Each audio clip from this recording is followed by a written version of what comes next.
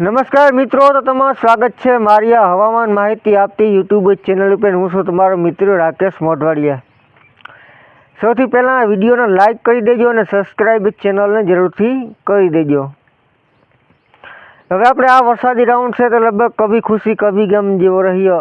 ઘણા વિસ્તારમાં આપણી હાવ વરસાદ છે તે છેગો, પણ હજી ઘણા વિસ્તાર એવા છે કે જ્યાં આપણે વરસાદ નથી પડ્યો. સ્વાભાવિક છે કે જ્યારે કોઈ મજબૂત સિસ્ટમ અથવા એવા પરિબળો ના ગોઠવાય તો આપણે સાર્વત્રિક વરસાદ છે તો જોવા ના મળે ને અમુક વિસ્તાર છે તો વરસાદથી બાકાત રહી જાય. તો હવે આપણે ઉત્તર ગુજરાત તેમજ કચ્છના ઘણા ખરા વિસ્તારો હજી વરસાદથી કદાચ બાકાત હશે અને ઘણા ખરા વિસ્તારોમાં વરસાદની કમી હશે. જ્યાં સૌરાષ્ટ્રમાં આપણે જોવા જઈએ તો સારી એવી વરસાદની ગતિવિધિ છે તે જોવા મળી. લગભગ વાવણીલાયક વરસાદ બધા વિસ્તારોમાં થઈ ગયો, તેમજ ઘણા વિસ્તારોમાં અતિ ભારે વરસાદ પણ જે દરિયાકાંઠાના વિસ્તારો છે તેમાં અતિ ભારે વરસાદ પણ જોવા મળ્યો છે.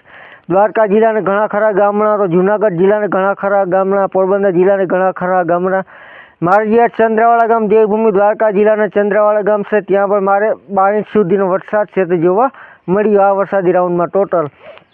તો આપણે ઘણા વિસ્તારોમાં સારો વરસાદ જોવા મળ્યો, તો અમુક વિસ્તાર હજુ વરસાદથી બાકી પણ છે. તો હવે આપણે આગળની સ્થિતિની વાત કરી લઈએ તો હાલ આપણે વાદળછાયું વાતાવરણ છે તે જોવા મળી રહ્યું છે. તેનું કારણ છે આપણે 1.5 કિલોમીટરના લેવલના જે ભેજવાળા પવનો છે તે પસાર થઈ રહ્યા છે. તેની હિસાબે આપણે જોવા જઈએ તો તેમાં ખૂબ ભેજ છે, એટલે એકદમ વાદળછાયું વાતાવરણ, તેમજ ઘણા ખરા વિસ્તારોમાં ઝાપટા પણ જોવા મળે છે. જ્યારે ઝાપટાથી વધુ વરસાદ એકલ દોકલ વિસ્તારોમાં કદાચ જોવા મળે, પણ મુખ્યત્વે આપણે ઝાપટા છે તે જોવા મળી શકે, કેમ કે મિડ લેવલમાં ખાસ કોઈ હાલ ભેજ નથી. એટલે આપણે હાલ પણ આગામી સ્થિતિ પણ આમ જ હશે. આપણે જ્યારે અમુક વિસ્તારમાં કદાચ વરસાદ પડે, મધ્ય પૂર્વ ગુજરાત છે, ઉત્તર ગુજરાત છે, અમુક તે વિસ્તારમાં આપણે થોડો ઘણો વધુ વરસાદ છે તો છૂટો છવાયો છે તે જોવા મળી શકે. બાકી હાલ આપણે સૌરાષ્ટ્રમાં મુખ્યત્વે આ રીતે જે સ્થિતિ છે તે જોવા મળશે. એટલે વાદળછાયું વાતાવરણ તેમજ ક્યાંક આપણે ઝાપટારૂપી વરસાદ છે તે જોવા મળશે અને ક્યાંક આપણે તડકો પણ અમુક ટાઈમ જોવા મળી શકે છે. એટલે આ સ્થિતિ છે તે આપણે આગળ જોવા જઈએ તો લગભગ 9 તારીખ સુધી આ જ સ્થિતિ રહેવાની છે મુખ્યત્વે. ત્યારબાદ આપણે 10 તારીખ આજુબાજુથી કદાચ થોડો ઘણો વાતાવરણમાં સુધારો થાય અને વરસાદી એક્ટિવિટી કદાચ જોવા મળે.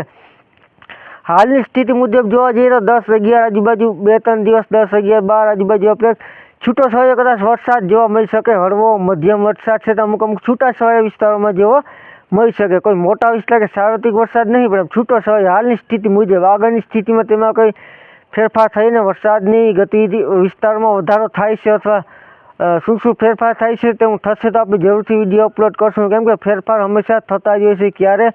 ક્યાંક ઓછીતાનો આપણે તેમાં ભેજમાં વધારો થતો હોય છે અને વરસાદની એક્ટિવિટીમાં વધારો થતો હોય છે. એટલે હાલ સ્થિતિ જોવા જઈએ તો આપણે 9-10-11 આજુબાજુ ફરીથી આપણે વાતાવરણમાં આંશિક રીતે સુધારો થોડોક જોવા મળે, ક્યાંક છૂટો છવાયો વરસાદ જોવા મળે તેવી સ્થિતિ હાલમાં લાગી રહી છે. આગળ તેમાં બદલાવ આવશે તો જરૂરથી આપણે વિડીયો અપલોડ કરશું.